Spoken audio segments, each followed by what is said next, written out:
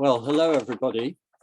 We're extremely privileged to have Professor Robert Neimeyer to present to us today, a great friend and colleague from the University of Memphis and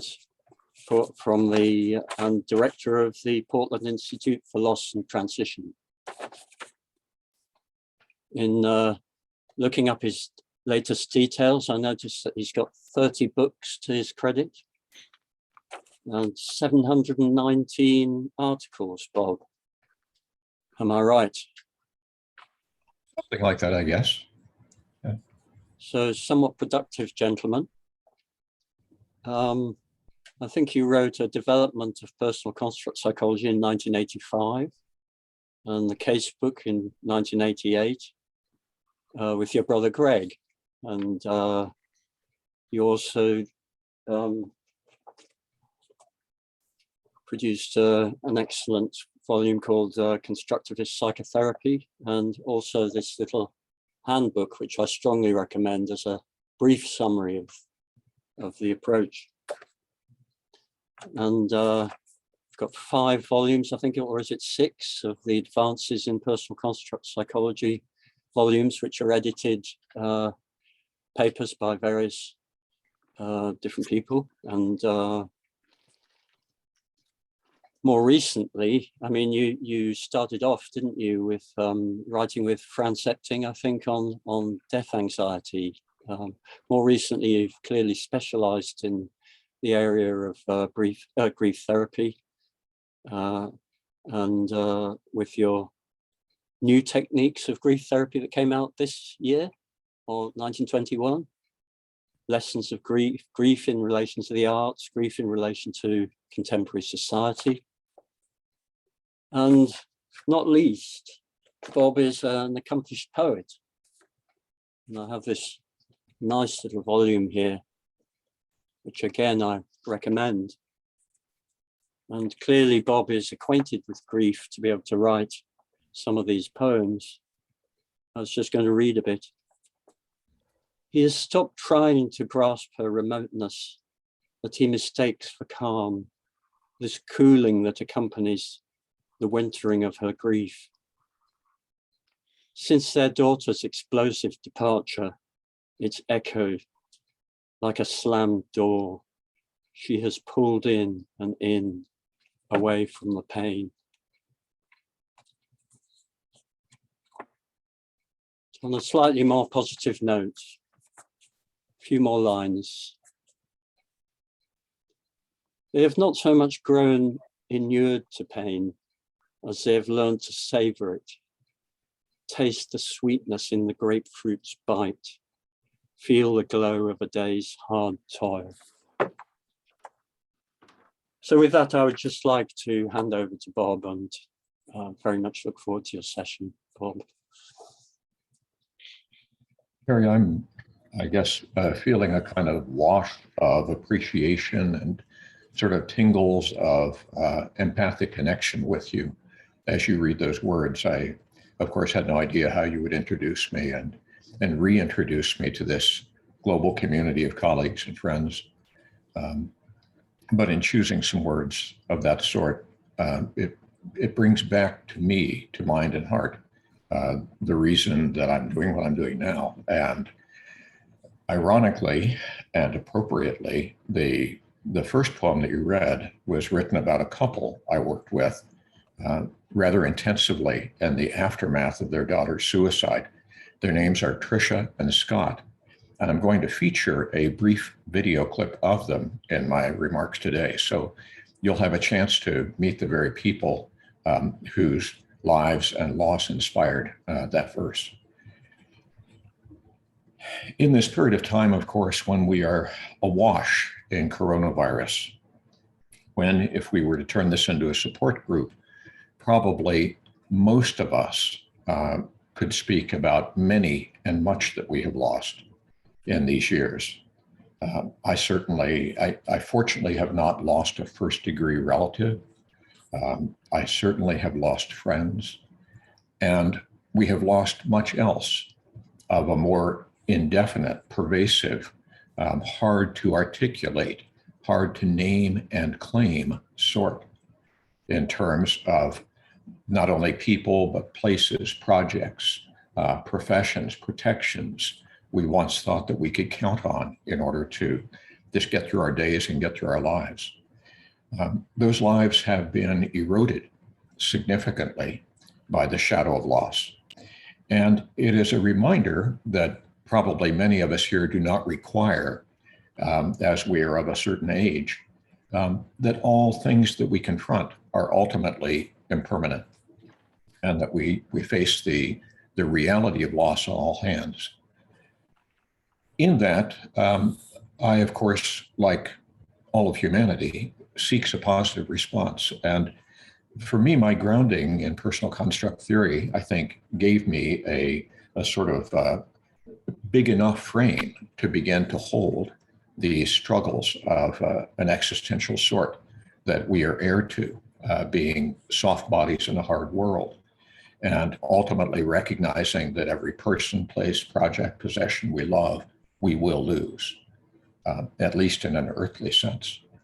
And so in this earthly sense, we are constantly needing to reconstruct a world of meaning that has been challenged by loss, sometimes merely stressed by it, oftentimes shattered by it, particularly when those losses are dramatic and traumatic.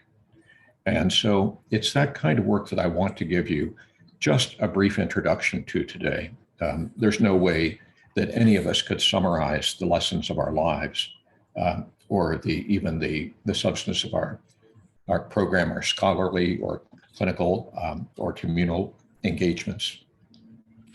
But what we can do is to at least share the spirit of what we've been up to with others, and that's my goal today. So what I will do is segue to sharing a screen. So I'm looking here for that, and I'll select the appropriate one to share.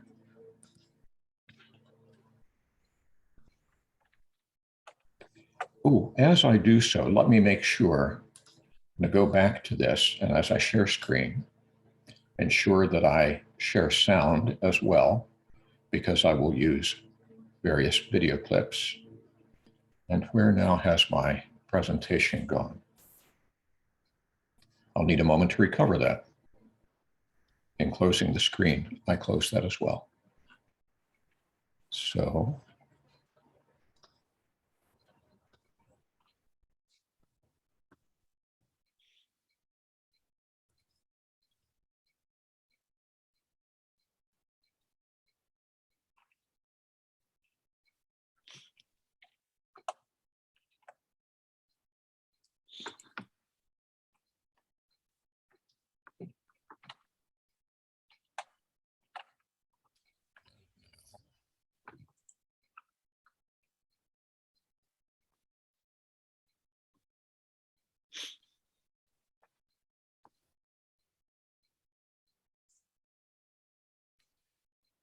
a mindful moment. What I thought I'd do is to share with you some of what is new in the domain of meaning reconstruction as we look at this process of attempting to, again, reconstruct a world of meaning challenged by loss. I'd like to talk about some of the ways in which we've tried to advance our theory, our understanding of what this encounter with loss in human life consists of, and suggest some of its implications as well for practice. We'll see how our time plays out, but I might be able to demonstrate just one of 100 different methods that might be coherent with the kind of approach to working with loss that I'm going to be presenting to you. Your eyes no doubt have drifted to the, from the description of me, the Portland Institute for Loss and Transition. Certainly this is a community to which I would love to welcome any of you. You might be interested to look it up online at portlandinstitute.org. We provide global online and on-site training in grief therapy. The more intriguing thing, of course, is on the right-hand side of the screen. And I don't know if any of you have seen the work of this Australian artist working around the time of the Second World War. His name is James Gleason, and in the wonderful gallery in Melbourne, the National Gallery of Victoria, the NGV, as they say, I encountered this work and I was fascinated by it and took a picture of it. This is one of his pieces of a surreal sort, which he presents as a self-portrait. And you see then his eroding kind of visage here, linked to the similarly corroding image of a loved one left behind in the past, connected to her by a kind of tattered shroud. And it is this kind of way in which we ourselves may feel undone by the loss, whether gradual or precipitous, anticipated or sudden, of a loved one in our lives. Grief, of course, can attend loss of any kind, not only the loss of bereaved, the loss experienced by bereaved people of a relative, a friend, an intimate, an attachment figure, but indeed anything to which we're attached may also give rise to grief. What I'd like to do with you in the short time we have available is just to summarize some of the research that supports the idea of meaning making and meaning remaking as a central process in grieving of an adaptive sort. In fact, I would almost argue that it is identical to, is another way of phrasing the process of adaptive grieving, is to be able to reconstruct meaning in the aftermath of loss. Along the way, at least gesture in the direction of several measures of meaning making and bereavement, as well as challenges to those who are bereaved in the course of elaborating their grief. And I'll especially focus on some of the research programs on the process and outcome of meaning reconstruction in the context of grief therapy.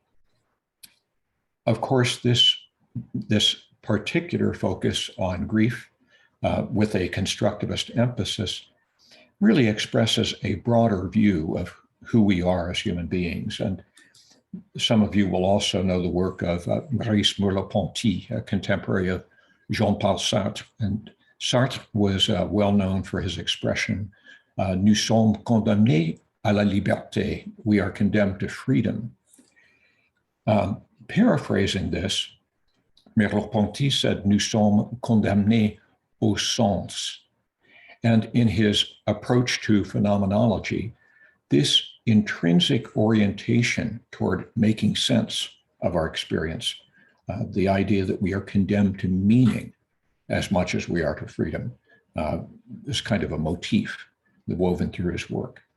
I think it's a motif woven through constructivism in general, and certainly well instantiated in the work of George Kelly that brought many of us into this, this large tent of constructivist meaning-oriented work. But it's not only in philosophy and in theory that we encounter these themes. We encounter them in the words of those who suffer. And I want to introduce you to one client for 1 minute in session number 1. Following the death of her son, Kyle, of a very aggressive and untreatable cancer that he experienced when he entered university. And this was of course, shockingly premature, this death of such a beloved figure. In the first 1 minute of therapy, this client, Darla, like every client in every moment of therapy, tells us exactly what she needs and how she needs it. She does so using what I call quality terms, terms that have one or more of the following 3 markers. They tend to be highly figurative language that you can almost see, highly metaphoric. They often are accompanied by the language of gesture and facial expression. And they also are marked sometimes by prosodic markers, that is the way people speak, the emphasis they give, the language, the rhythm, the pregnant pause before speaking a particular term. All of these are subtly evident in her first 1 minute of speech as she invites us into her world of grief, her world of loss, as she tries to seek reorientation in a world made strange by her son's death some 6 months before. Let's listen. Well, Darla, I want to express my appreciation for your coming to talk with me this evening and to share with me a bit of a story, and a painful one, in your life. And I'm just wondering what you imagine this time might do constructively for you in sort of moving forward with that story. Well, I'm very pleased to be here. I feel such great pain, the depth of my pain in losing my son. Sometimes just encompasses me to a point where I need to lay down and just rest myself. So I'm hoping that somehow I can find maybe new ways to cope, to somehow fill up this void, or how I can look at it differently to make sense, or I don't know. Some way to make sense of this senseless loss. Some way to find meaning in an experience that seems to be devoid of such. And she draws attention in ways that are both visible and invisible because of the camera work to some of the dimensions of this.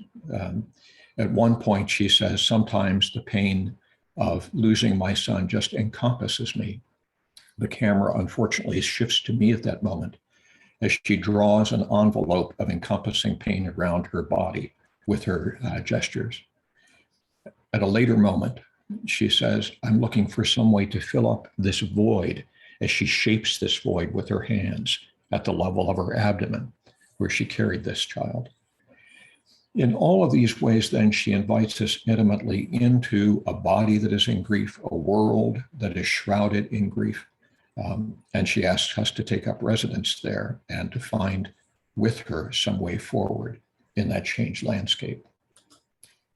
When the bereaved are struggling in this way, when they're engaged in a search for meaning, as we might ask or might imagine here in relation to the loss depicted in this painting by Edvard Munch, which is entitled På norsk in Norwegian, Aske, and Aske in Norwegian means ashes.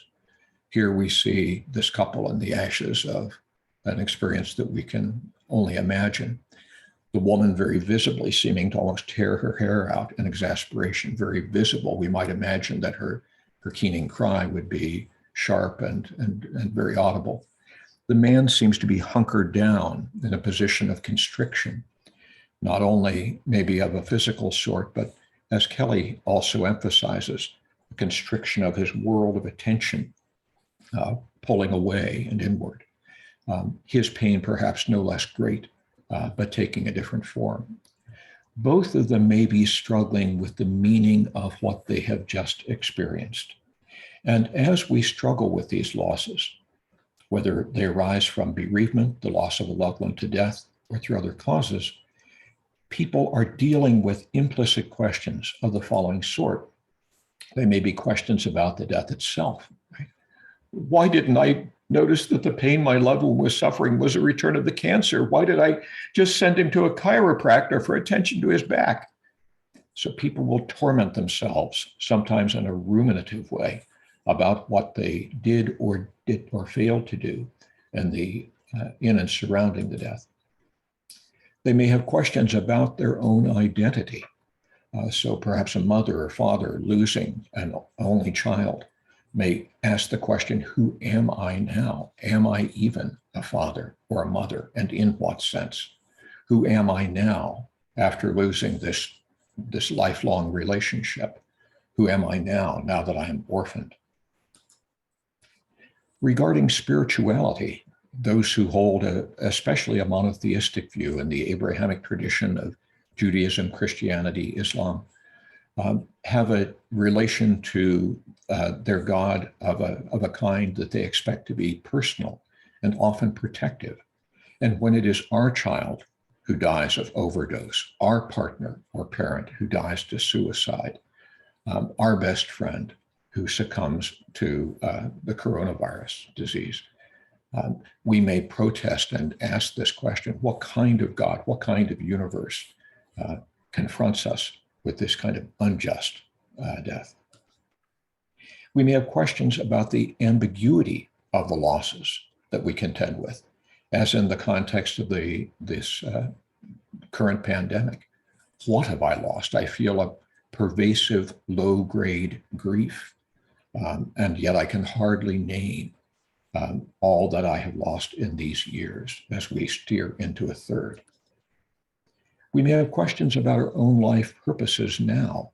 What is the meaning of my life now? What matters to me now that this life-defining relationship is now no longer physically present to me? And we may have questions even about ourselves, our own embodied emotional reactions. What do my emotions, what do my bodily feelings tell me now about what I need? How do I decode the messages that they are sending me about what I lack and what I require? In all of these ways and more, we are engaged in an embodied existential search for meaning in a disorienting landscape. And as we attempt to grieve then in an adaptive fashion, there are two facets of these acute grief processes into which we're thrown that I want to briefly note and that I'll use to organize some of my subsequent remarks. The first is that we attempt to process what we would call the event story of the death itself and its implications for our lives now and going forward. How do we somehow wrap our heads and hearts around how our loved one died? Those images of them suffering in the hospital, for example, or the discovery of their body after the suicide, or perhaps a parent who dies alone in a home in COVID lockdown, and we find ourselves then, after several days, having the police open the house, and only to discover the horror that it contains. In all of these and 100 other ways, we find ourselves needing a kind of trauma-informed understanding of the impact of the often perturbing event story of the dying itself and how it occurs, as we try to find a way to take it in, to integrate it into our meaning system going forward. But we also, especially following the death of a loved one, need to access the backstory of our relationship to them, a relationship that does not necessarily end with death.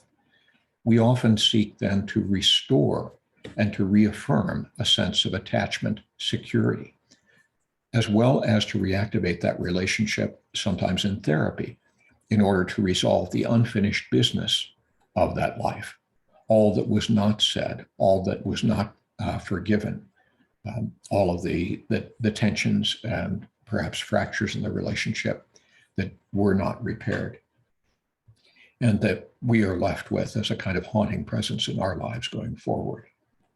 So in both of these ways, we are attempting a restorative retelling of the event relationship and a restorative realignment of the backstory of our relationship with the deceased, as we move toward a grief that is not something we simply get over, but instead something that we integrate into our lives. We take in the finality of death. It's something that we can acknowledge on a heartfelt level without experiential avoidance. We can acknowledge the bittersweet emotions that continue to evolve as we do. They remain accessible, but they are also changing. What might begin as a deep sense of despair or desolation might evolve into a kind of bittersweet nostalgia and gratitude. Our mental representation, schemas, constructs regarding the deceased have to be revised. If they are with us still, they are with us in a different way, a way that does not require their presence at the breakfast table in the morning or in bed at night, or on the other end of the phone line when we are attempting to maintain contact in trying times of a virtual sort. We are attempting to reformulate a narrative of the loss that is coherent, that makes sense of who we are and whose we are, where we are going, what our lives are about. And the wholeness of those lives, the coherence of them, requires that we integrate rather than segregate the grief. It becomes something not to push aside, but something to acknowledge and weave in. And of course, we revise those life goals and roles that now must be redefined because life has changed, and so too must we.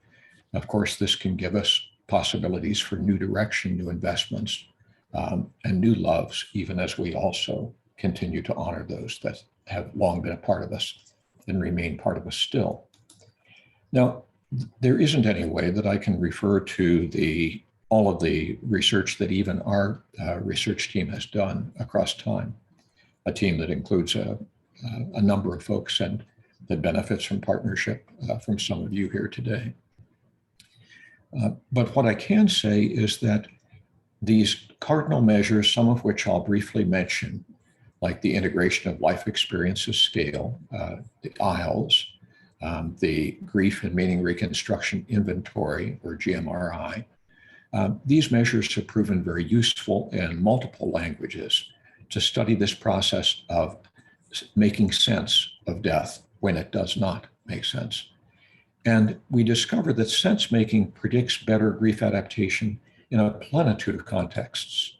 In palliative care settings, for example, the degree to which people are able to make sense of that end-of-life period of the loved one not only predicts their level of anguishing anticipatory grief as the death looms closer, as in hospice settings, but also it predicts the intensity and the disabling quality of grief months following the death. It applies in the context of natural death losses, as through progressive disease or sudden losses, as in heart attack or fatal stroke. It predicts outcomes associated with violent death losses, as through suicide, homicide, fatal accident. And it applies with equal relevance in our studies of bereaved parents who have lost children, bereaved older spouses losing a partner of decades, and bereaved young people with a wide variety of losses. So what I'm going to do is simply sample from a small handful of studies of fairly recent provenance and give you a flavor of the work that informs this conclusion. And I'm going to first emphasize those dimensions of the work that focus on processing the event story of the loss. And in this way, especially place inflection on a trauma-informed approach to grief and to grief therapy. Two of the clients who I have worked with, and I've remained a practicing clinician across the course of my career, so this is an ongoing investment. I work with people, consult with them regarding complex losses weekly, even now. And what I wanted to do is to introduce you then to Tricia and Scott, who were the inspiration for that initial poem that Harry read, having to do with the wintering of grief. Quite literally, they approached me as winter loomed. And it was at a point some 7 months after I guess it was even more recent than that. Let's say 5 or 6 months following the death of their daughter, Christine, at age 19, to suicide. She was living in a distant state, had experienced a progressive deterioration across the course of her adolescence as she moved into young adulthood. What had begun as a very adaptive and well-loved, bright and promising young girl evolved into a morose and ultimately someone diagnosed with a kind of psychotic depression that resulted in various hospitalizations in the course of her adolescence and more than a single suicide attempt. Now, having worked with me for about 5 months in the context of the devastating loss that they had, Tricia and Scott are in a vastly better place. That sense of shutting down, cutting off, even growing remote from one another, that was the condition in which they arrived at my office, has evolved again into a much more communicative and cooperative partnership as they look for a way to move forward as a family. In this, then, we meet again, not for a therapy session in the moment I'll show you, but for a kind of follow-up session where we're casting an eye back on where we have been and looking forward as we now stand at 11 months following Christine's death and anticipate that first anniversary of her death. It's in this context then that we do this check-in, and in that context, they share with me where they are now and their ongoing search for meaning in a loss that decimated the core of their meaning system. Let's listen. Maybe there was a reason for what happened. Now, what about that? That must be a kind of question that each of you engages in your own way. That what is the reason of this? What sense do we make of it in our moments of reflection or conversation or processing in therapy? Mm-hmm. Right? How are you dealing with that question about the meaning of all of this? Well, I think that Christine was a brilliant girl, but I think she had mental illness, and I think if she had lived her full life, that this mental illness may have taken complete control of her, where it only had a part of her, and that if she had grown up and gotten to be a mature adult, that maybe it would have taken over more and more of her, and she would have, this sounds really callous, but put a drain on society, had put a drain on us, maybe. I mean, I don't know that she would have been a non-functioning member of our community, and that would have been terrible. It would have been terrible to see her that way. It's not the daughter you would have known. No, and she was a beautiful, brilliant, smart, charming, funny girl, and to see her going down that path, it was very tragic. And to imagine her 20, 50 years down the line, maybe as a street person, God knows what would have happened to her. And so I think in a way maybe she was spared, and we were spared, and so in a place, I try to think that she's in a better place, and that she's not having to go through all those hard times that she would have had to go through. Yeah, she became a significant expression, I think, as Trish says. I try to think that she's in a better place. It's an effort to make sense of it in these terms. The bereaved seek not the veridical truth of the loss, but a truth that they can live with, as we all do. We look for construct systems that are maybe viable more than valid in some objective sense, right? Ones that can help us get along and get through. And what they're having to get through is very profound. So she tries to think that maybe her daughter is in a better place. We'll hear something similar from Scott in a moment. very focused on death, and she would express fairly often towards the end that she wanted to die. And she had had a previous suicide attempt some years earlier, but had failed. And I look back on that now, and I saw something that I didn't see until we started talking to you, and that maybe this is something that she really wanted.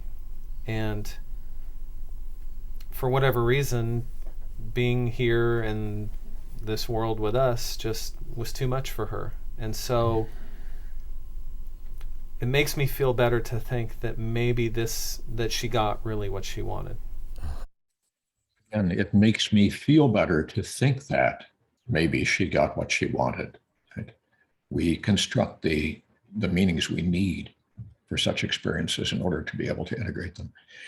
That very notion, by the way, is one that arises with Kelly.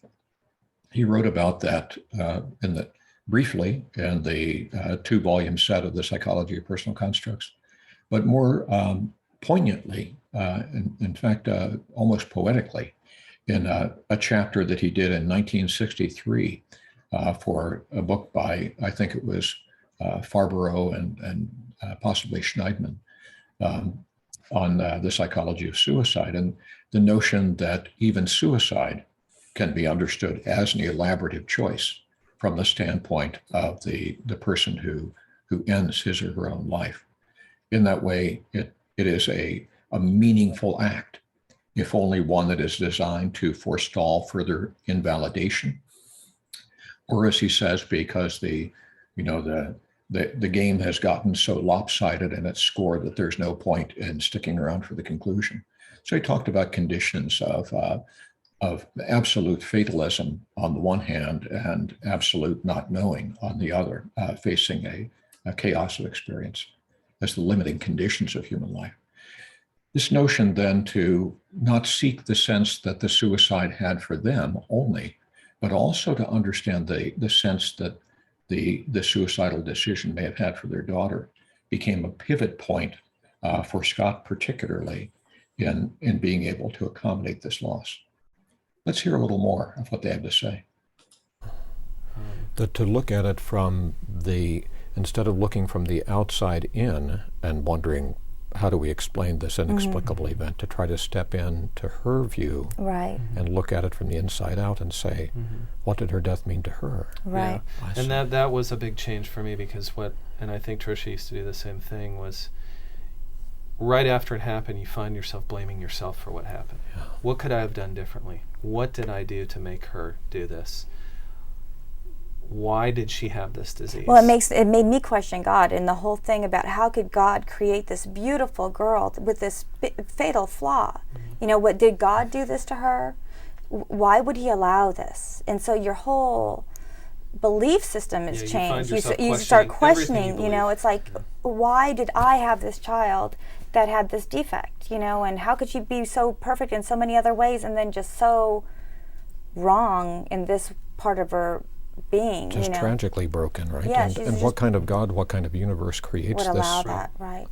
And how have you dealt with that very profound spiritual challenge across time? I'm still dealing with that. I'm still having issues with that, and I talk about it a lot because I have a big struggle with it. I find myself having a crisis in my faith right now, because how could God let this happen? And how and then people say, God didn't let this happen, but isn't he all powerful and all knowing and all everything, and he could have stopped it, you know? And so I just feel angry about that, and you know, probably unrightfully so, but I mean, I'm just a human, you know. I don't know the plan, and I just feel cheated and mad about it, and you know. And when she was younger, she was just so perfect. I mean, she just was a kid. She never disobeyed.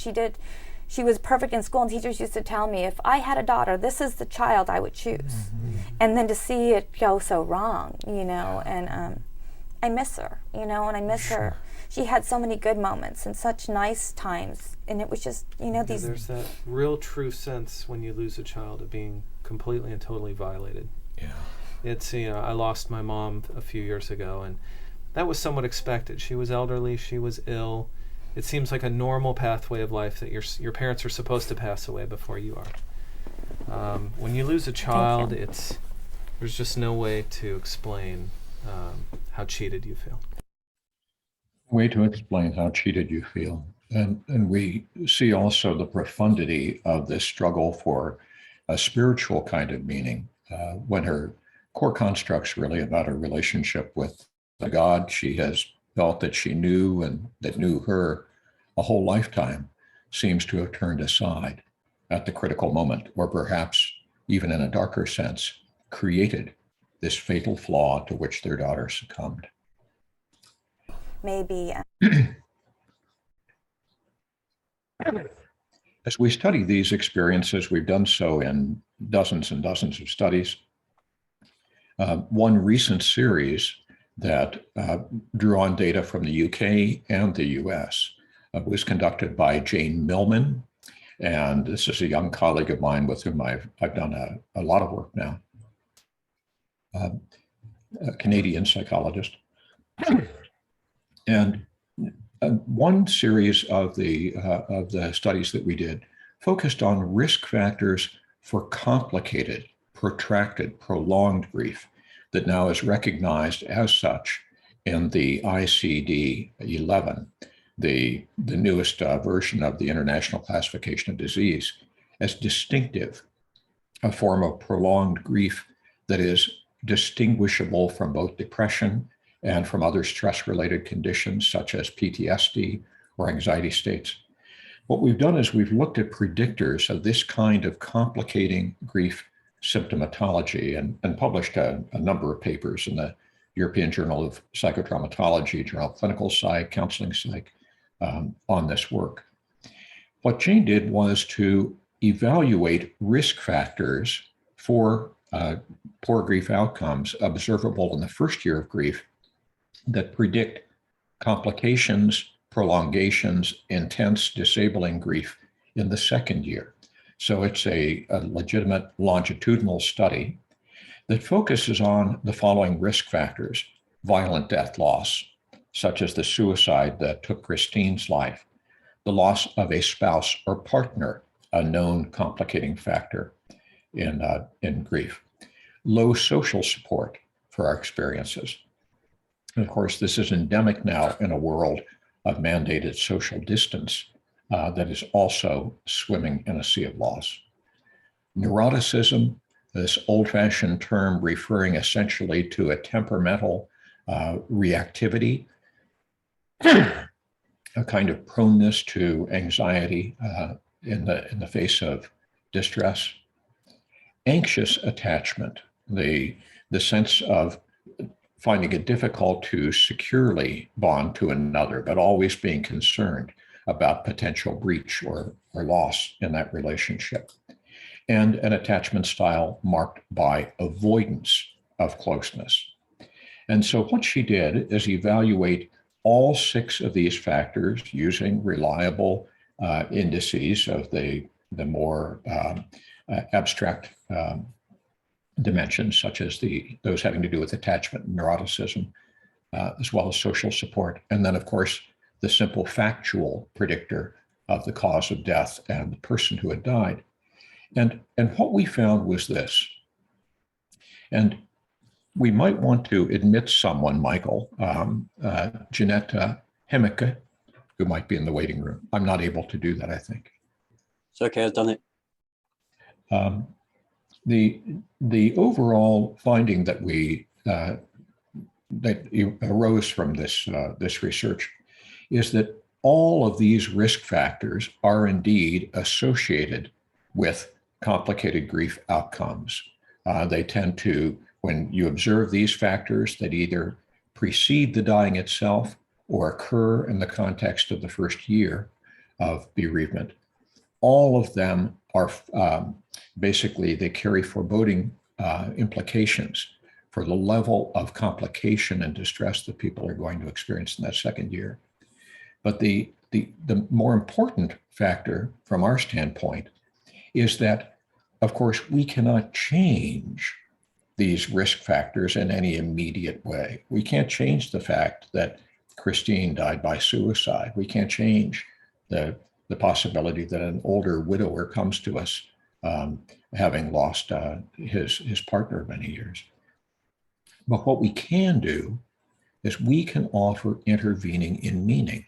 And this has high relevance because what we found is that all of these risk factors were associated with diminished meaning making regarding the loss on actually 2 separate measures that I mentioned before: the integration of a stressful life experiences scale and the grief and meaning reconstruction inventory, both instruments that we carefully developed and validated, and both of them yielded very, very similar conclusions.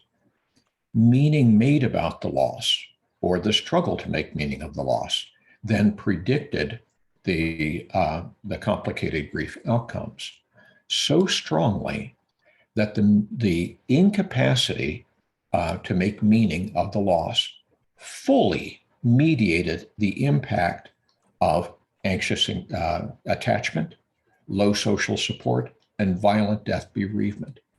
It accounted for all of the significant variance linking those risk factors with these outcomes. Clearly, meaning making was the bridge between these risks and these outcomes. And in fact, in the case then of all of the remaining risk factors that I had mentioned, neuroticism, avoidant attachment, these kinds of factors, it accounted for a substantial degree of the outcome though they also carried some independent predictive power. We also found that a ruminative engagement with the loss, particularly about its senselessness, moderated these effects in a way that intensified these prolonged forms of suffering. So this would be one glimpse of one research project among many dozens that it, again and again finds these points. And I'm going to point you in the direction of a couple of others that I think you'll find interesting. First, though, I want to introduce you to another client. And this is another bereaved parent, also experiencing tragic loss, but doing so following a loss of a different sort. This is Lauren, and she will be speaking here with me some 6.5 years following the death of her child at the age of 6, whose name is Little Norris, named after Norris, his father. Curious little boy who, in the context of family holiday in a park, wandered off to the lake when Dad was making a campfire and Mom was preparing dinner for the family, which included at that time a younger brother, still an infant. And in the context of his exploration of the woods on his own, he somehow waded into the lake and was found drowned, floating face down several hours later. Of course, they ended up drowning then in their own sea of grief. And in the aftermath of that, she finds herself now talking to me. And in the opening minutes of the session, speaks of a struggle with her bereavement that has two facets, one of which is particularly perturbing. Let's listen. Right. You were looking for some way to, and I guess you've said twice now, to make sense of it, right? To find some kind of a meaning or a way of coming to terms with it. Mm-hmm. And what have you found along those lines, whether in your own heart, in your own family, in terms of spiritual beliefs, readings, conversations with others? What kind of sense do you now make of this impossible journey that you've been thrown into? Yeah, I don't think I'll ever make sense of it, and you never. Yeah. I can't make sense of why. I never understand. We do have strong faith in God. I'm a believer. I'm a Christian. Uh-huh. I think all things work together for good. I don't know why God uses lessons of this kind. But at the same time, I feel like our oldest son was such a light, and he was such a joyful. He was such a larger than life person, being. And I feel like if we don't do the right thing, if we don't do good things moving forward, then we're not honoring him. So I think it's the best way to honor him is to do good things in his memory and move forward. And then also serving our other children well. So it's our duty in a way. So, I mean, this is just an intriguing idea to me as you describe it, because it seems as if what you're telling me is something like, Bob, I can't find a meaning that makes sense of this loss in terms of an explanation for it, a justification, that even with my deep Christian conviction that there is a God, right, who plays a role in human affairs, I can't understand a divine purpose that would mete out a lesson this harsh, right? But what I can do, Bob, is to find some way of, I don't know, preserving the meaning of Norris's life, right? Mm-hmm. And indeed continuing that larger-than-life presence in a way that memorializes it, extends it, kind of keeps his presence. Keeps his presence alive in a way. And indeed, she and the family have done a wonderful job with that. They are able to comfortably tell stories and even laugh about them of little Norris, including not only to the other son who was born when, I guess when little Norris was a couple of years old, so the little brother, but a subsequent child who was born, who has come to know his brother through these stories. In other legacy projects, they built Fort Norris, a kind of children's playground area for the elementary school he attended. They sponsored a program of taking poor urban children to natural areas to give them an acquaintance with the natural world. So on that dimension that we had spoken about earlier of accessing and constructing a continuing bond to their child through these legacy projects, their grieving is exemplary in its adaptiveness. But we can still hear her voice break 6.5 years later when she tries to address that issue of the event story of his dying and the way in which it still feels radically incoherent with her idea of a loving God. So these issues of ongoing meaning construction are something that continues to haunt her, as it also tends to haunt, as we heard Tricia earlier on. This kind of observation has given rise to another whole dimension of our research program, again, characterized by numerous studies on grief and spiritual crisis. And here the leader within our team is Laurie Burke, who constructed the inventory of complicated spiritual grief, an evolution of which I'll mention here in a little while. In one of several studies, we looked at the experience of nearly 60 religious mourners. I think all of them subscribed to some form of Christianity.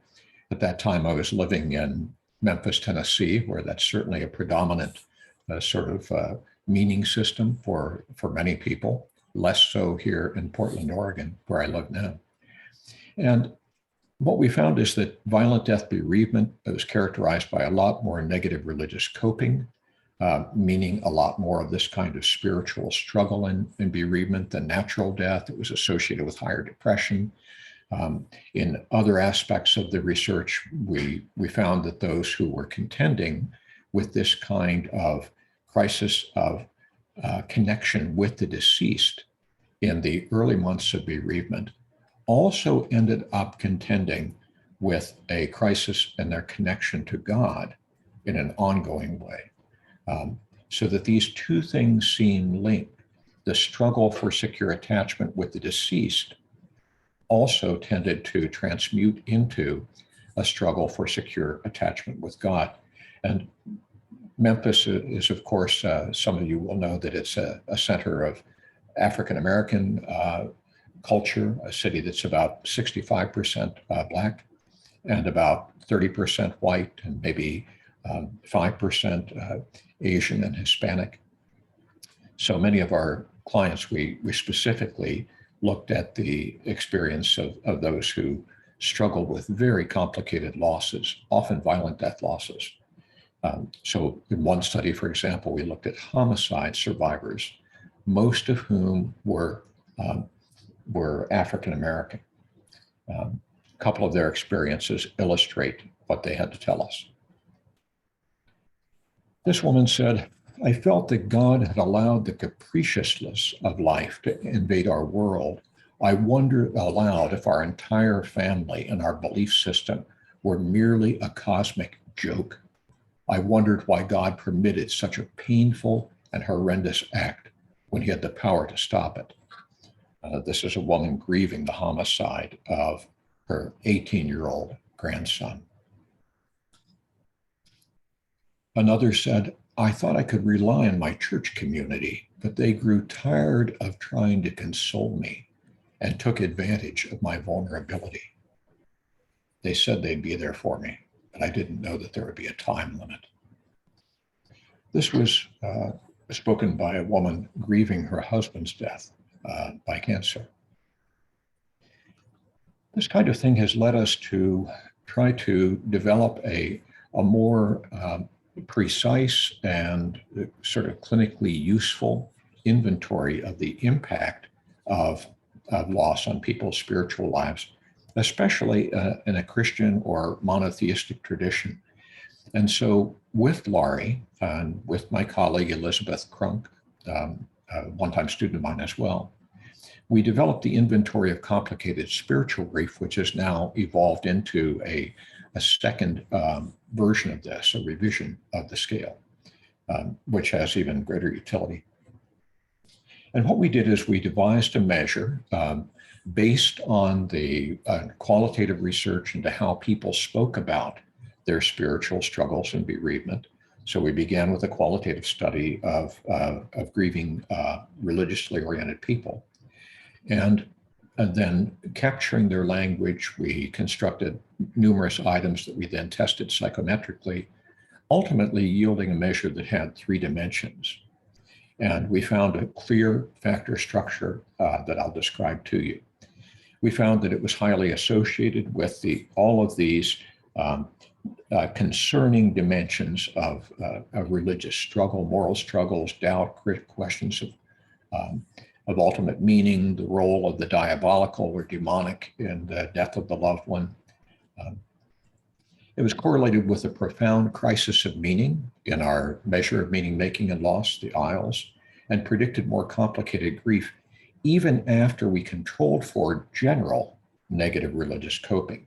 This grief-specific kind of struggle was a very powerful predictor of how people were doing.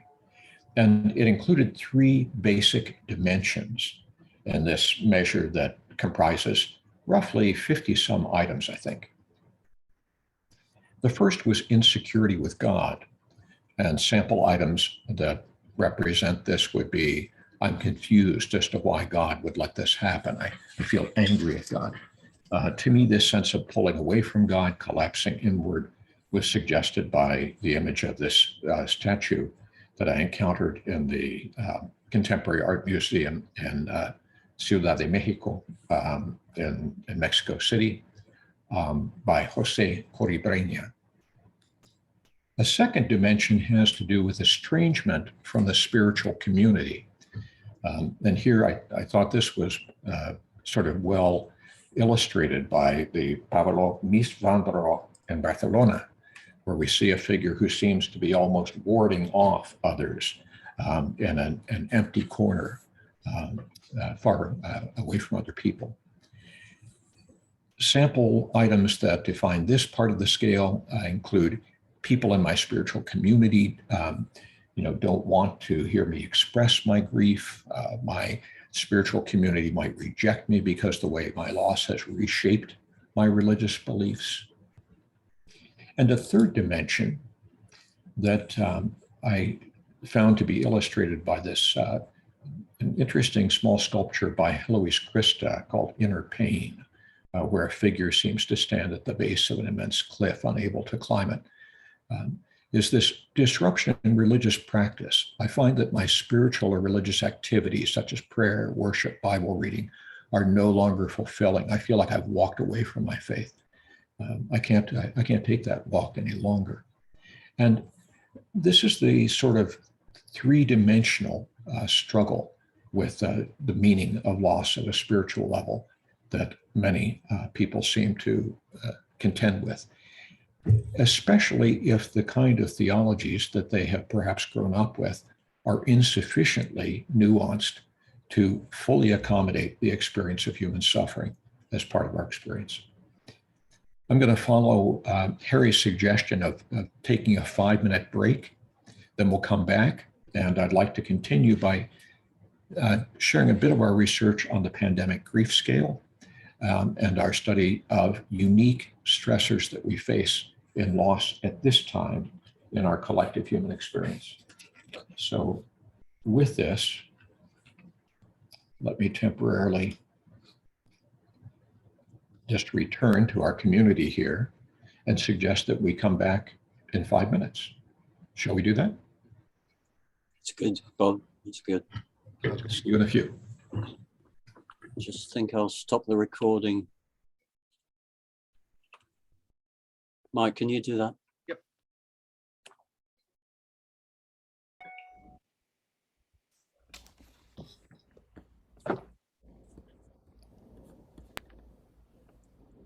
I think that Ardalan, you've come to the right place here. You've got a number of folks who have devoted the better part of a lifetime to looking at the implications of constructivism in the counseling, clinical, and consulting contexts.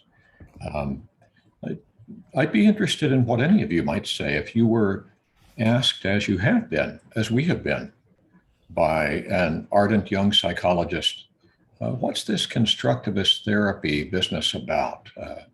What do we mean by constructivism? What would you say?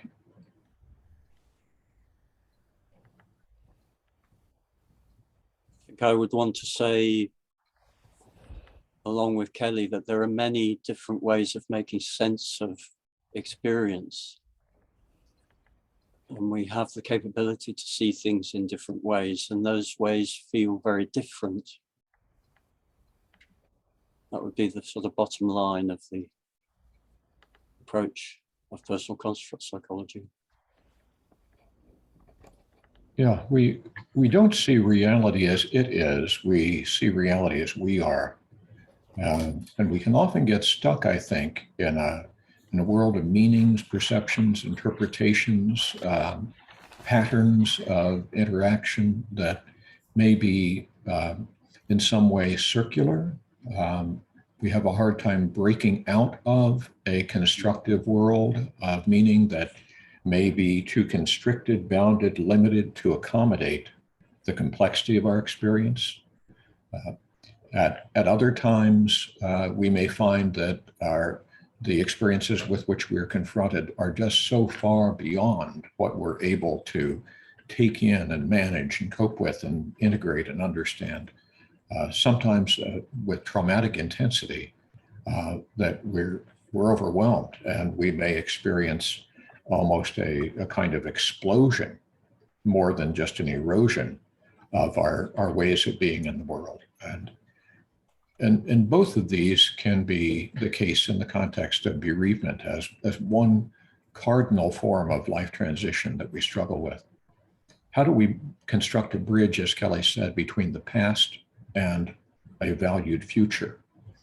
If we're living in anticipation of what's coming up next and we're trying to find ways of orienting to it personally, relationally, and culturally coherent ways, what happens when the world that we're confronted with falls so far outside the frame of our reference, as has been true for us globally in the context of the coronavirus pandemic? Then how do we reconstruct a world personally, relationally, familially, at the level of our communities and cultures that somehow accommodates that and that preserves value and meaning? And indeed, that's what I'd like to turn to for a few remarks here now about our research on the coronavirus crisis, and just to give you a hint of that evolving research program. Are there any other comments or questions, though, before I do so? Can I summarize it, please? Because I want to make sure that I understand it in a perfect way.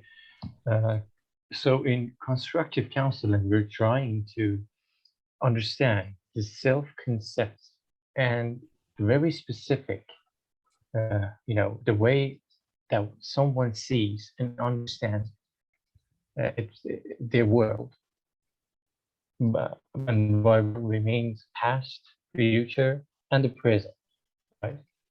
Yeah. And while you were trying to you hear me? Yeah, we can hear you, and I think you're making a lot of sense, Ardalan. I like the way in which you emphasize how it's a very specific thing. It's not, we are not generically trying to offer a treatment for simply a diagnostic category of human beings with certain symptomatic struggles. We're trying to see the significance in the symptoms, the function of their feelings. We're trying to get that, as you say, very specific read on what is Ardalan struggling with now in his life. What's not working for him that maybe once was? What are the adaptations? And that's the beauty of it, that's exactly the beauty of it. You're trying to label, the process that they going through. They were not trying to, just diagnose anything, and because I feel like so close to this kind of approach, to this kind of therapy. Remember, I was reading about narrative therapy, narrative counseling. I think my internet connection.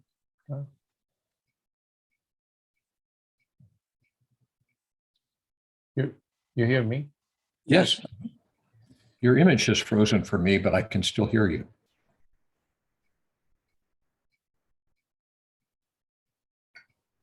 Maybe not. Maybe now it is interrupted. But perhaps just in order to, in case we have lost Ardalan, of course, I do see a strong correspondence, as many of us do, between the concern of really Jerome Bruner, Michael White, David Epstein, all of whom, along with many contemporary figures, share a strong interest in narrative psychology. That attempt to meaning making in storied terms, I think, speaks to many of us. In some way, for me, personal construct theory represents the rudimentary themes of which our self-narratives are constructed. The two are intimately connected. But constructs themselves don't tell stories. We draw on our constructs in order to form stories that have meanings, that have underlying themes beneath the plot of the stories that we tell, that position us in relation to others, in relation to issues and cultures and broader patterns that concern us. So I don't see these as competitive. I see them as complementary perspectives. Terry, shall I return to the slides and say something about the work on pandemic grief? Absolutely. So now, have I lost that slide presentation? That seems to keep slipping away. Let me call it up again. Let's see.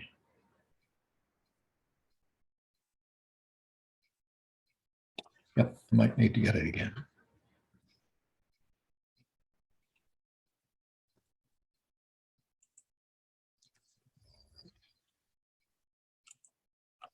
And has the volume been loud enough for you on the video clips that I played?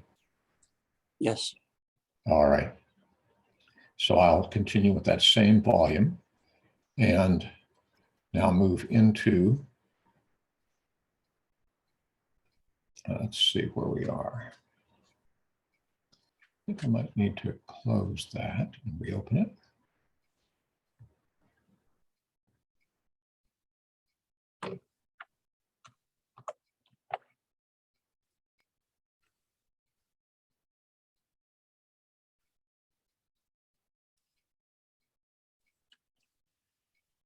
So, of course, as the world has been awash now as we enter a third year, in all of the uncertainty, the anxiety, the despair that attends the pandemic, a colleague and I have been motivated. His name is Sherman Lee. I'll kind of introduce you to him briefly in the course of things. To really bear down on this idea of what does pandemic grief look like in its most dysfunctional form. And what do I mean by that? I mean, being unable to function, just very descriptively. I'll say more about that as I move forward. So early on, Sherman had done research formulating something called the coronavirus anxiety scale. And within a matter of months, the work that he had done in that area had begun to have an enormous impact in helping people in a dozen different countries translated and validated the coronavirus anxiety scale to study the upsurge of uncanny anxiety that they were experiencing in their own countries in relation to the pandemic. as an outgrowth of that, he invited me to join him in some of that research. And what evolved then was a program that also included attention to grief, unsurprisingly. What we did was construct a brief kind of screening scale for dysfunctional grief in the context of COVID-19. Our initial study included over 800 bereaved American adults, all of whom had lost a loved one, mostly a first-degree family member, to this disease. What we did is we generated a list of over 36 items that represented, very significant symptoms of grief, and all of the kinds of things that are noted throughout the empirical literature on bereavement. And what we were trying to do was to winnow down these dozens and dozens of items to just a handful, a small handful, that could represent the core of the perturbing grief that people experienced, and to do so in a way that was clear in terms of its factorial structure and in terms of its reliability. The result was the pandemic grief scale, and I'm going to say more about how that's functioned for us. Here, though, is the scale itself. After all of this statistical winnowing, what we end up with is a Likert type scale looking at the frequency with which people report these thoughts to a substantial degree in recent weeks. I wish to die in order to be with the deceased. I experience confusion, so that kind of death wish is one. The second dimension is a kind of identity assault, right? I experienced confusion over my role in life, like my identity was diminished because of this loss. A kind of pervasive apathy, number three. Nothing much beyond this death seems to matter to me. A fourth dimension, the inaccessibility of consoling memories. I found it difficult to have positive memories of the deceased, as if the circumstances of the dying simply overshadowed the story of the life. The story of the death became the dominant narrative. The fifth was this idea that without the deceased, life is meaningless, empty, or can't go on, just a life bleached of purpose and significance. What we found was that, and I'll spare you the fancy statistics, that a score on this simple measure, rating that takes 90 seconds to do, with very high degrees of sensitivity and specificity, helps identify people who, by their own assessment, experience profound impairment in their work and social functioning on the work and social adjustment scale. That's is a common measure used in the psychiatric research field to look at behavioral impairment in critical life roles. So people are saying, essentially, I can't show up for my kids. I can't function as a parent. I'm not there emotionally for my spouse or partner. My work life is so disrupted by my preoccupation with this loss that I can't bring my capacities to bear on what I need to do in a way that would raise the eyebrows of any consulting psychiatrist. So at a high level of such impairment. What we found is that higher scores on this simple 5-item measure, the PGS, were associated with COVID diagnosis. People who themselves are diagnosed with COVID maybe experience an accentuation of their grief for the death of others, perhaps because they can empathically recognize how terrifying it can be to struggle, for example, for breath in the context of that disease. People with higher scores also voted with their feet. They sought out a professional. They recognized that the support provided by their families and communities was not enough. The depth of their desolation was requiring something more.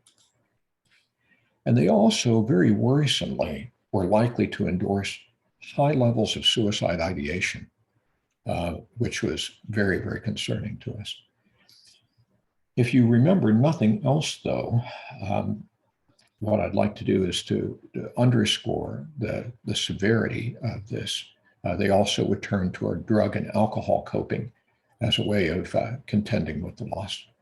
And what we found is, this is a central finding, that across the course of countless studies of the epidemiology of different mental disorders in the context of psychiatric discourse, like people who struggle with anxiety disorder or depression or substance use disorder, again and again, you find maybe 10% of the population will be characterized by significant symptomatology in any of these domains. And in the context of work on complicated, prolonged, preoccupying grief, we again find that something around 10% of the bereaved in 2019 and before were struggling with disabling levels of grief. 10%, 1 in 10. What do we find in this study? That 2/3 of the sample, over 66% of the sample, is scoring at or above the clinical cut point. This is off the charts. And as we do additional studies of the level of depressive and anxious symptomatology, for example, we find things that are similar across half a dozen studies that we've done now of large samples, 300, 400, 1,000 participants. In this case, 800 participants. We've now done a study that is in press in the British Journal of Guidance and Counseling. And so that's on a British sample. And we're finding again and again that figures that range from 50% to 72% of the sample are at a clinical level of distress in the aftermath of such losses. What's going on here? Well, what's going on is that people are struggling with a set of distinctive circumstances of death that constitute circumstantial risk factors for very complicated grief. And if we pause to reflect on our own experience or those of others we know, including our clients and extended family and friend networks, we recognize many of these intuitively. We tested 13 possible risk factors, and we identified 10 that show unique variants being accounted for in pandemic grief scores, and also in the area of their functional impairment. Here are the factors that we find that stand out. I feel guilty about not being able to be there for the deceased, right, when they die. Right? The hospital precautions preclude our sitting in that uncomfortable vinyl chair beside our loved one's bed, combing their hair, giving them a shave, sharing the stories of a lifetime, talking through the hard points, affirming connection and love. We feel upset about how the deceased died, alone, suffering, these kind of haunting images of their isolation, attended perhaps only for 15 minutes by a nurse or a hospital chaplain in the context of the utter isolation of COVID dying. We feel upset the deceased was not even given a proper funeral or memorial service. The hundreds of people who might have turned up for their memorial now may be precluded from doing so. The funeral homes themselves may be shuttered, or the service goes entirely online, or 1 or 3 or 6 family members are permitted to have a widely spaced presence at the graveside or during the cremation.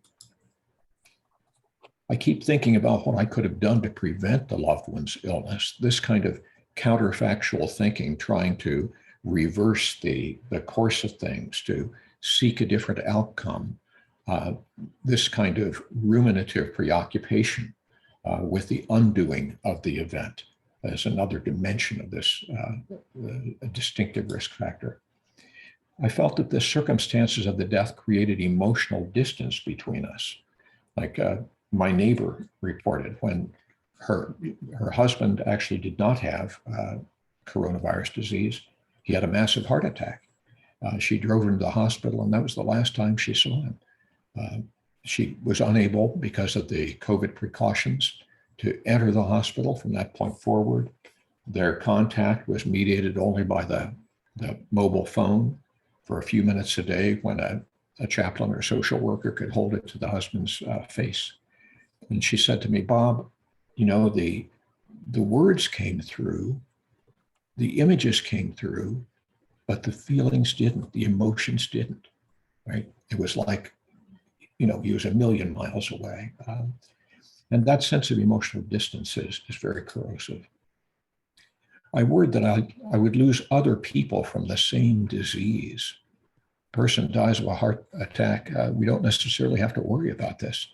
But if they die of COVID, and we see the kind of spikes that we're seeing with Omicron, and worrying particularly for those who are more vulnerable in our family systems, we may indeed harbor this fear. I kept having images of my loved ones struggling for life on some machine. It's like some kind of a science fiction movie where the person's being kept alive in some reduced and non-conscious state. I resented that the doctors didn't keep me informed about the deceased condition. Decades of family-focused care that have developed since the late 1960s in Western countries have been reversed overnight.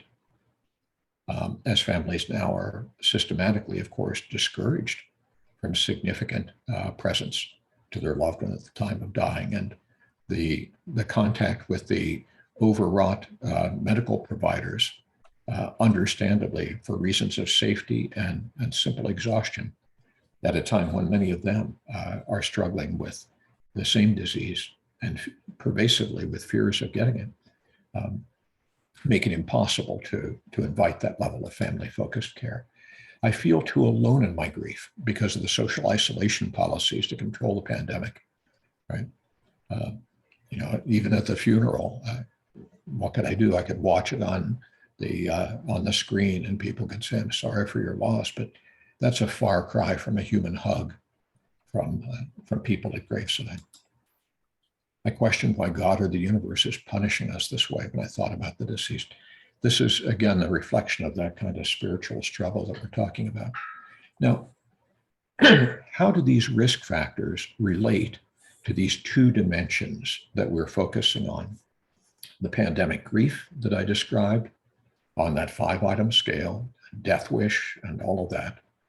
And on the other hand, the level of functional impairment that people are reporting in their families and larger social systems.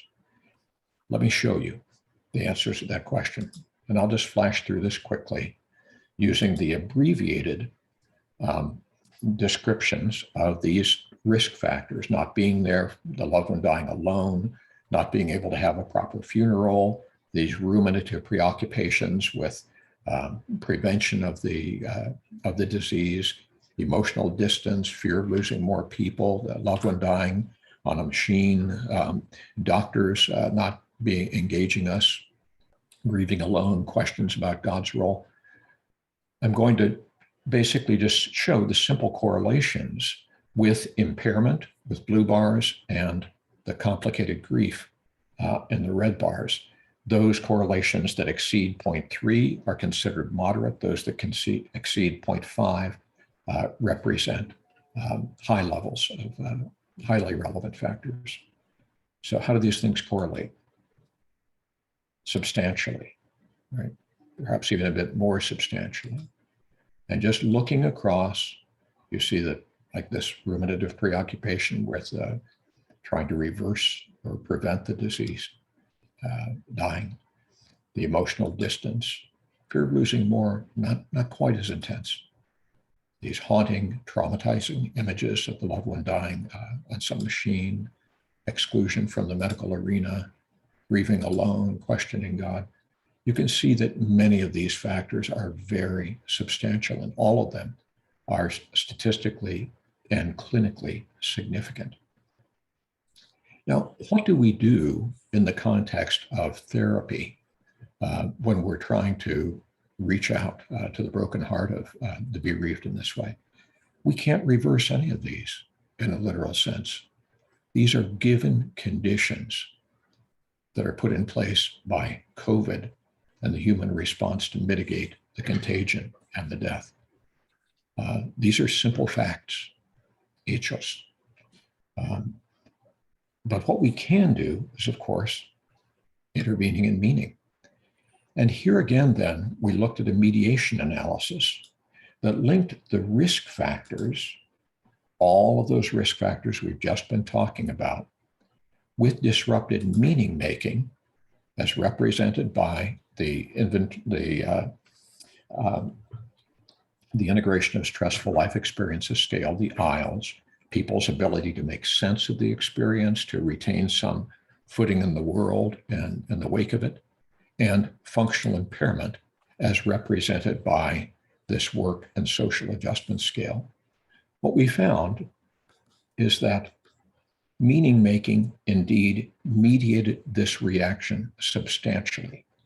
A significant degree of people's functional impairment can be explained by the deterioration of their meaning regarding life, those kind of core beliefs in predictability, in control, in justice, in the benevolence of the universe, and our own ability to protect our loved ones. All of these core beliefs were powerfully assaulted, these core constructs, invalidated by the circumstances of the dying. And grief therapy, accordingly, needs to be able to address unfinished business with the deceased, all of those ways in which we may feel that we failed them at the end of life, sometimes even in memorializing them following their death. The ability to integrate the traumatic imagery of their dying alone, hooked to a machine, struggling for life in utter isolation, and the attempt to find meaning in loss and in our own ongoing lives as the pandemic itself continues. What I want to underscore to you is that, again, I've been able to touch on only a few of the studies that we've done here, but this particular study is based not only on those who lost loved ones to COVID, but also those who lost loved ones to any cause of death in the context of the pandemic.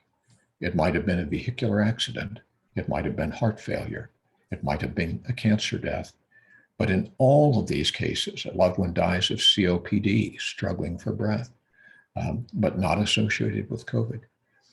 The consequences are often the same because the circumstances of the dying are the same. They deny us a meaningful role in connection with the deceased at the time when we feel an evolutionary imperative to tend and befriend those to whom we are closely attached. Now, I don't want this to be a total downer.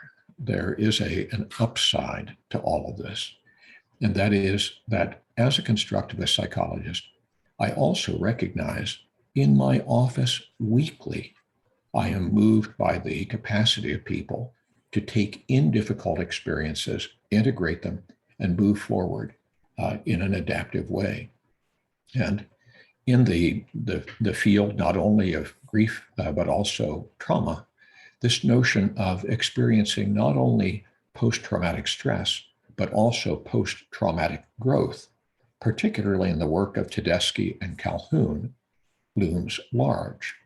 We recognize that, as suggested by this image of Mary Hobson, an artist, this is actually done for her mother. It's called In Memory. We see this body in grief as this woman is hunkered down, drawn into almost a chrysalis of pain, a cocoon of suffering. But in this position of constriction, we also see her growing wings that suggest a metamorphosis. Mourning may portend such a metamorphosis, and we may find ourselves growing through grief.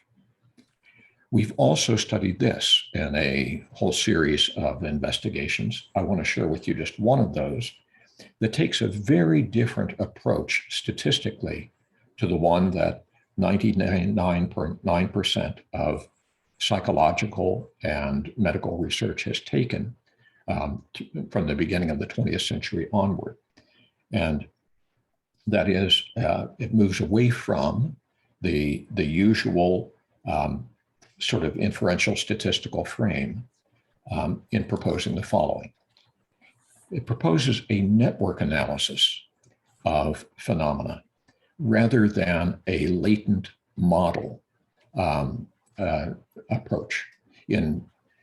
For example, in most psychiatric research, what we have is a supposedly underlying dimension, such as depression, that is manifested in different symptoms, anhedonia, kind of lethargy, self-criticism, a variety of symptoms. The symptoms point to the underlying phenomenon. In all of these ways that psychology has taken on board fully, we sort of have the risk of missing the obvious. And in network analysis, what proponents of this approach to statistics suggest is that what if the problem really is not latent, some kind of unobserved, essentialized condition that is generating symptoms? What if instead the symptoms are the problem? And it's maybe the self-criticism that is activating a sense of anhedonia, or the inability to accomplish something is reinforcing the self-criticism. What if the symptoms are the struggle? In this kind of analysis of complicated grief symptoms, what if we were to look at that not as an expression of an underlying entity, but if we were to trace the kind of potential impact of each of these symptoms in activating the others? Network analysis accomplishes this. I'll spare you the statistics. I'll send you the articles if you're interested. But in a group of nearly 500 bereaved adults, my colleague, Ben Bellett, and his associates at Harvard University joined with us in conducting such an analysis of complicated grief. What I've shown here is the resulting network of the various symptoms, cardinal symptoms of this condition, of a kind of prolonged, self-reinforcing, anguishing, preoccupying, and socially corrosive form of grieving. The brighter and wider the bars are, or lines are, these are called bridges, that link the different symptoms, the stronger their relation is to one another as part of an activating network. So for example, you see that in the upper part of the image, these symptoms of anger, shock, not accepting the death are all strongly sort of mutually sustaining. They link to the idea of yearning, that yearning and the sense of the erosion of our own identity and the struggle with our larger worldview also are strongly interconnected. Looking at the lower part of the diagram, we see the symptoms of meaninglessness and erosion of future meaning, numbness, a sense of discontinuity, a loss of control, form another kind of subsystem, if you will. Not caring about or not trusting other relationships is yet another. And if we were to ask the question, what are the symptoms or struggles that seem central in terms of activating most of the other symptoms, potentiating them? What we find, we can do something called an expected influence analysis. The farther to the right in the second diagram on the left, the particular variable is, the stronger its expected influence. The farther to the left, the less significant it is. And what we find here is that sense of losing control of life. I think here about Kelly's notions of, prediction and control for man, the scientist, to excuse the sexist language. The personal scientist model implies the ability to achieve control, circumspection, preemption control. This is something that is specifically eroded and specifically problematic in the context of this complicating grief cluster. And the correlated loss of identity. We don't know who we are in the context of our grief. These turn out to be the central issues. But what if, as optimistic, humanistically oriented constructivist psychologists, we also believe in people's ability to transcend such troubling transitions? What if we want to look at post-traumatic growth? But with the same sample, we conducted an analysis of their post-traumatic growth network, looking at these 10 cardinal, not symptoms now, but elements that represent or constitute this kind of post-traumatic growth. So feeling that we are made better as people by the experience, and moving kind of clockwise around this, finding a new path in our living, changing our priorities, appreciating life with greater depth, reviewing and revising our spiritual or secular philosophic commitments or our faith commitments, our relation to people being reaffirmed in a sense of altruistic outreach for their own suffering, feeling closer to people rather than more estranged from them, better able to handle difficulties in life, and being made stronger as a person by our confrontation with these adversities. Here again, the stronger and bolder the line linking these, the stronger the activation of the network. And if you look to the right, you see that the most important features here in terms of generating and sustaining a post-traumatic growth sort of outcome is the new path through life and feeling greater strength in the context of that as people. Now, we asked in a final set of analyses, of all of the elements of the symptoms and the signs of post-traumatic growth experienced in these two previous networks, what factor or factors might best bridge between them that might theoretically help a person bridge from grief to growth? Here's the result. Again, on the sort of upper right, you see all those symptoms of complicating, preoccupying grief. In the lower left, you see all of these elements of post-traumatic growth. And what is the central factor that, if you look on the left, far and away beyond anything else, that joins one of these domains with the other? It is the assault on our world view, the invalidation of our core constructs. That is a symptom of the struggle and also a sign of our success in overcoming it.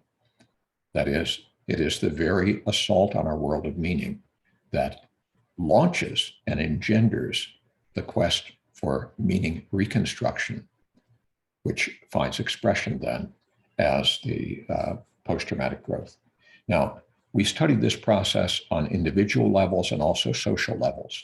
Another measure that we've used and devised and validated is called the SMILES, the social meaning in life event stress, particularly in the context of bereavement. And here again, Ben Bellett, my buddy and one-time student, joined with us in doing a study to validate this measure. What we found was that social invalidation of the mourner's meaning making, where they feel pervasively misunderstood by others or encounter the expectations of others to deal with the loss differently than they had, that they feel that the significance of this loss for them is not understood by others, that no one really joins them in making sense of the experience. All of this kind of disabling and disenfranchised grieving predicts more deleterious grief outcomes. So social invalidation seems to play a key role. We're not just islands. We indeed experience grief in a social field. Grief is something that is done in the social world as well as in the internal world. It's a deeply relational phenomenon. It's something that plays out in the family context as we're now studying more and more. Social validation, in contrast, predicts not complicated grief, but post-traumatic growth. And this is a kind of two-factor theory of grief adaptation, because it is not simply a question of people having greater grief complication or post-traumatic growth. If I had time to review other studies, I would show you that those two things often go hand in hand, that it is the very complications of grieving, the very pain that we experience, that launches the quest for new significance and that engenders new growth. Here, I want to return to Tricia and Scott as we listen to them once more in the same interview, 11 months following the death of their daughter, Christine, to suicide, as they talk about the surprising growth that they've nonetheless had in the context of this devastating loss. Let's listen. Now, what has happened with those bonds of connection, right, within your family and between each of you and Christine? I think it's brought us closer as a family. I think that we value our relationships more, that we know that any moment could be your last moment, because the day Christine took her life was a Monday after work. It was any other Monday. Mm-hmm. And so who's to say that Scott's not going to get a car and on a Tuesday and drive off and get killed? I mean, and so you value those moments. And the one thing we've really learned as a family is that there's a lot of stuff that just doesn't matter. Uh-huh. You know, that there's so many things that we stress over until you lose somebody.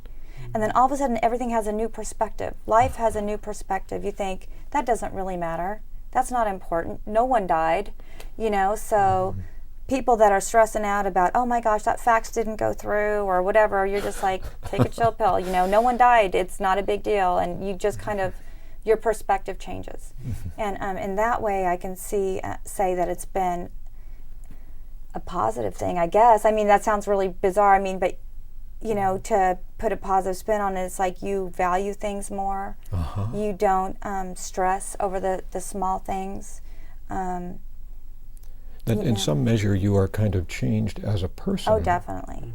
In fundamental ways by this, and not all of those ways are about being broken or violated, but there are these other dimensions. Right, that you can actually find some, you know, you value your friends more, you value your family more, you value the time that you have together more. You try to make more special moments and remember those moments. We can see here that the pain is, of course, real. The struggle for meaning is ongoing. But one consequence of this struggle for meaning is that a lot of life undergoes revision and replacement. It is the generation of new constructs that results from this, that it gives people new coordinate axes for negotiating life. Different things become of core significance than maybe preoccupied our lives previously. Now, I thought I would just point you toward one potential resource that Harry mentioned at the outset, and this is published by Routledge in London and the UK. It's the newest version, just came out last month, on new techniques of grief therapy. So 2022, bereavement and beyond. And this is a kind of handbook of several dozen. I think we have about 60 chapters in the book. They are each quite brief, usually just a few pages. Some substantial chapters at the beginning illustrate the process of meaning making in the context of both individual and group work. You might find that to be interesting and a satisfying dive into the particulars of the process of therapy, animated by this kind of constructivist vision. What follows then will be several dozen specific techniques of grief therapy that are, again, participating in this notion that grieving is a process of reaffirming or reconstructing a world of meaning that has been shaken and sometimes shattered by loss. Each of the brief chapters gives brief how-to instructions in the use of the method with individuals, with families, with groups, sometimes with whole communities. And these may be arts-assisted approaches as well as artistically inflected psychotherapeutic interactions. The other book I mentioned here is by a British colleague, Panagiotis Pantaris, obviously of Greek background. And Panagiotis has organized a book on death, grief, and loss in the context of COVID-19. This is a useful resource for our times as well. And he and I collaborated in doing a chapter in that book. More generally, I'd love to invite you guys to check out the Portland Institute. We've got a lot going on. We have a multifaceted training program that offers 4 different certification tracks. In grief therapy, as meaning reconstruction, in family-focused grief therapy, in grief therapy for non-death losses, and in arts-assisted grief therapy. But you can come and you can take a single module. You can do recorded modules from a rich curriculum of several dozen techniques, orientation modules, each 3 hours, and each experiential learning in terms of really encouraging us to have a hands-on use of particular methods and concepts. They're not simply webinars. We also have online live training, and we'd love to have you join us in any of these. We have several coming up here. The next one is the 21st of January on socio-political grief, the kind of grief that's engendered by often oppressive and divisive discourses in our social and political world. Many of our nations are deeply divided along these lines, and you may find that's especially helpful in understanding the impact on disenfranchised communities who experience pervasive and prolonged grieving. So check us out at the portlandinstitute.org. You'll find a whole variety of training possibilities there, and it would be a great pleasure to continue this dialogue and to deepen it around shared clinical and counseling concerns, most especially. Let me come back then to our broader community. If I can end the sharing. I'm not getting that button that lets me do that. Here it is. Stop share. And I'm back with all of you. So we have a few minutes maybe for some conversation, questions, comments, concerns, criticisms. Well, can you hear me? Mm-hmm. Yes. Well, I'd like to say a few things, if you don't mind, because I've got 1,000 thoughts running through my head, and I really want to express them. There's basically 3. And the first one is, thank you, Bob. I mean, yet again, you've illustrated, in my view, your capacity for empathic connection that really makes people feel valued. And I think that's a model, and I think it's wonderful. That's number 1. Thank you. 2, I personally have such little faith in psychological scales. Yet, somehow the scales that you and your colleagues have managed to create seemed to not be the arid and dry abstractions of the big 5 or what have you. They really do. I was able to see the meaning and feel the meaning come through these scales in a way that I wouldn't have expected. And so begrudgingly, it might make me feel more affinity toward psychological tests. Well, I'll tell you, Michael, in virtually all of the cases, and we've constructed probably 8 or 10 major measures, and we've done all the serious psychometric refinement of them. But if they retain meaning, it's because they arise in meaning. We almost always begin with deep qualitative analysis of the lived experience of the relevant groups, whether they're bereaved parents or people who lost someone violently. And it's that where people are struggling spiritually or philosophically. And so it's really their words that we simply incorporate, turn into items. So it's their voices that we hope to retain. That's wonderful. Please let me say this last thing that I think is so important. I wanted to say why I think this work is important. And it's not because you've got a book there that says techniques of grief therapy. I actually think that's the least important of all of this. the thing is that it seems to me that in these grief encounters, it's a microcosm of what ails us as a society. And that what these people are going through is the need for meaning. Yeah. And this meaning is something that should be provided, for example, in my view, by religion. But religion seems to have failed your folks in Memphis. They're in a belief system that it seems to be, locking them out of meaning. And I suggest, as an atheist, someone who's very sympathetic to the need for collective spirituality, if you will, how do we bring this into mainstream life? How do we create, if at all, a secular religion based upon, that's a horrible phrase, based upon what how do we reintroduce or introduce the quest for meaning as something that is central to our lives that we seem to have chucked with the removal of religion and with the massive individualism that we have in contemporary society? Well, this is the question, Bob. Please answer it.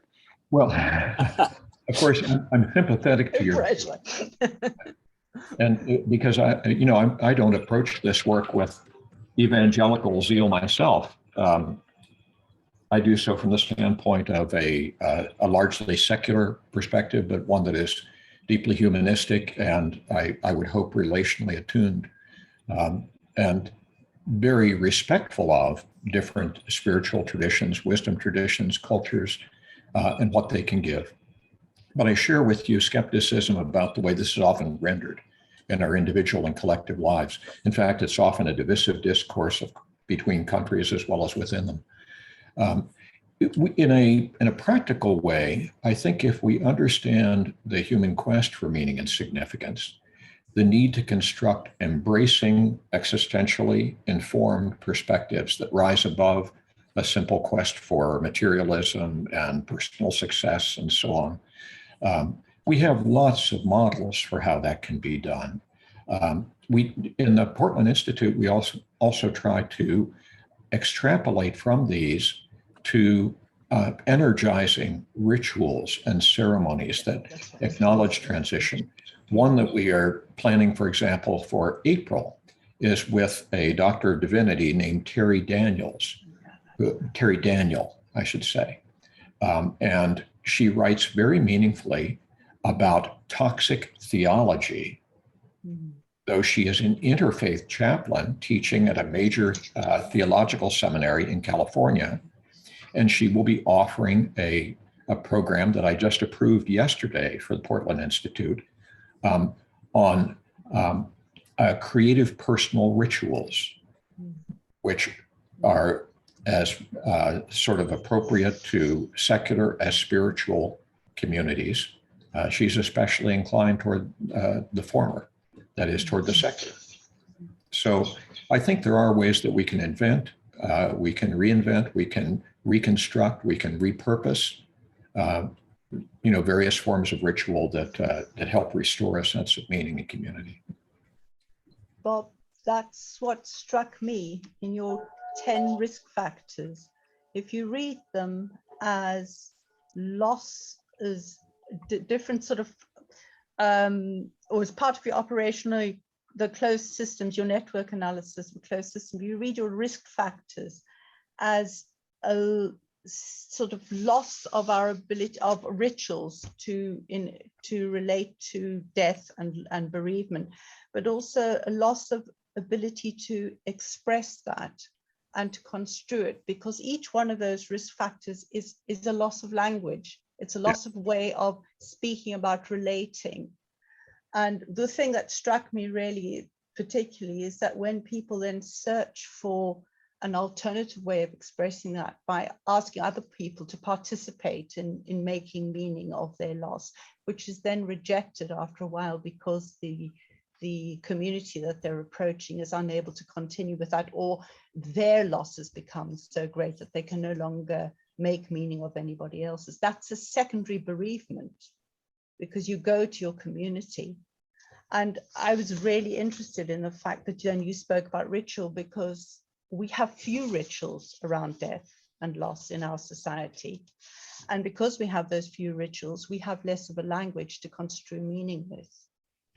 And so I was really struck by the fact that therapy is, in a sense, replacing that, providing a language for relating to the event of the bereavement, and also relating to your place in the world in light of the bereavement, and then relating to the lost person. So in a sense, the therapeutic input is recreating, is participating in creating the meaning making, rather than dictating it.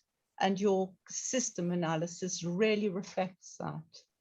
Because of course you're working through the constitutive central point of worldview. Well, eloquently phrased, Sandy. I couldn't say it as well myself. Really struck me. I agree. I think that we would do well to open our hearts of compassion, to open our minds of imagination to many different expressive modalities, to recruit ritual, to apply the arts as ways of giving voice to the unspeakable. And to do this in ways that recognize that we as counselors or therapists may be validating agents for our clients, but we also can serve a role of mobilizing their engagement with others and their families. We just recently published a paper, for example, this year in the journal Family Process with my young colleague, Jessica Barboza, on a kind of integration of emotionally focused therapy in a kind of Sue Johnson approach with a constructivist meaning-oriented approach to grief therapy in the context of bereavement care. So I think that there's much that we can do to open our practices beyond a medical model to address these struggles for meaning on very personal levels within families, within communities, and as Michael says, within cultures. Can I say something? Please, hi. Yeah, because in mainland, I was born in mainland China, so I've gone through a huge study of Confucian studies, and in Confucianism, ritual is a very important thing. It's not only like ceremonial, but more of a minute, like everyday practice for us. But I think you need to be very careful about like using rituals, because it can easily turn from a like harmonious way in organizing the societies into something that you can suppress the society. There's a huge, yeah. I think Kelly recognized this in his own way, in recognizing that every construct reveals some aspects of a phenomenon, but conceals other aspects. And this is certainly true of ritual practices. They can both express and oppress. Particularly if there is a mismatch in the meaning of a loss within that tradition versus the experience of any individual within it. I will say, Yifeng, I imagine you speak Guangdonghua. I don't know if you speak Putonghua as well, coming from the mainland. But we do have a whole program of training in grief therapy, not only in English. Of course, being in Hong Kong, you speak English better than I do. But we also have a Chinese partnership with a group called Xinfeng, which I can, if you write me, I'll happily send you that contact, because we are now doing a second whole year of training, several sessions, I guess 6 or 8 or 9 or more, of training in Chinese that you might find of interest. And in fact, the associate director of the Portland Institute, Carolyn Ng, is from Hong Kong originally and lives in Singapore. So there are many cross-cultural connections to Confucianism, Taoism, Buddhism, particularly, that you might find congenial. Yeah, thank you very much for that. Thank you. Can I just make a comment, Bob? Just, you know, to what extent our own profession, you know, we've created a kind of religion or replaced religion to some extent. And the extent we've created kind of ideas, you know, like stage theory of grief and the idea that you're going to overcome and resolve it. I was struck by one of your couples when they were saying they felt let down, that the religious community felt you've had long enough, you know, which is very much the kind of, hang on, 6 years, that's enough now. You should have overcome it. So we have some responsibility ourselves, don't we? Psychology, you know, we've in many ways become the new religion, but what you're offering is a different version of actually, you know, our understanding of grief and how it, and it doesn't, you know, it doesn't progress through simple stages, and it's continuing. It's a continuing search for meaning, which is very. That's right. That's right. And in some ways, I think we continue to live with the grief of every cardinal loss we've had. It's just that we live with it more comfortably. We find ways of befriending it as a teacher rather than an enemy. Right. We learn the lessons of loss. We are enlarged potentially and deepened by those encounters, as we also are introduced into the sadness that they bring us.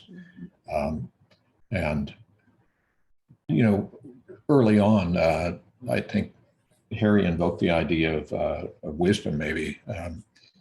Or maybe it was Michael in his remarks.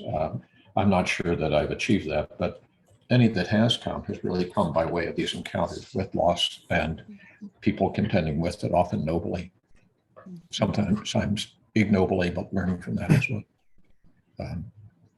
I want to respect the time here, and I don't, but I'd like to close with a poem, Harry, because you opened with one so beautifully. Maybe it would provide some symmetry. Can I say something, please, before Sure. you end the session? One more comment before I close the session. Okay, Ardalan? So I continue or just stop? Please. Yeah. Okay, thank you for the opportunity. Does anyone here is familiar with Iranian, the way of coping with grief? No. No. Do you want to know about it? Please. Can I describe it to you? In Iran, we are so, well, I define ourselves as a religious country, and no matter how atheistic thoughts that we have about the situation or the world or the life that we have, at the end, when we're facing a grief situation of losing someone that we love, we always turn back to our religion. It's something like it's, you know, written in our archetype, just like Jung said. You know, that the religious, that this Islam is combined with our bones. I do recall myself as I was losing the one I loved, and it was so shockingly for me that I find myself in a time that I was speaking to God, and I found that there's a thin line between the spiritual way and the religious part. And I couldn't, find a difference between them. And I think in Iran, there's a thin line between the spiritual part and the religious part in ourselves. And sometimes they're so combined with each other that you can't tell the difference. And I see in my, people around me that this, this combining is stopping people from get along with their grief process. They're just moving around. They're just keeping it and put it in their shoulders and just keep them and bearing it with them for a long time. And I see, as example, I see that at the end, they say, maybe my, this is one, is with, is I'm gonna see them. they just, you know, they stick it to the afterlife because of our religion. And this is kind of a, you know, scary, and this is some powerful thought that I still I as an atheist I have it in myself. This is when you said that you know, spiritual part may be a risk factor, maybe a risk is going to be a risk factor for completed grief process. I really felt it in my bones, and I wanted to thank you for, you know, for this opportunity, for you know, letting me in this community, and thank you. You're very welcome. Thank you, Adela. I mean, it's been such an amazing session today, and thank you so much, Bob, for, I mean, Mike said something of what I want to say, and I don't want to take up too much more time, but managed to combine so many different important factors. The most important, of course, is the way you're able to express and feel, you know, seeing you working with those couples, and yet you combine that with a precision of theory and technique and method. It's extremely impressive. Well, thank you for your comments. I'm sure we would all want to go on for quite a lot longer to really express what a good session this has been. I just want to say to all of you, thank you for coming. And in a fortnight's time, we've got Michael Lehmann, who is an important figure in the cognitive analytic therapy movement. And he's going to take us from death and bereavement and grief this time to experiences of fetuses in the womb, which I thought was rather a nice thing to mention, to take us suddenly back to the very beginnings of life. Yeah. Wow. He's extremely interesting in his combination of constructivism and semiotics. And, I thoroughly recommend that, and I hope lots of you come in 2 weeks' time. Harry, I'm sorry, Harry, but can we finish with Bob's poem? Do we have time? For Bob to read one, or?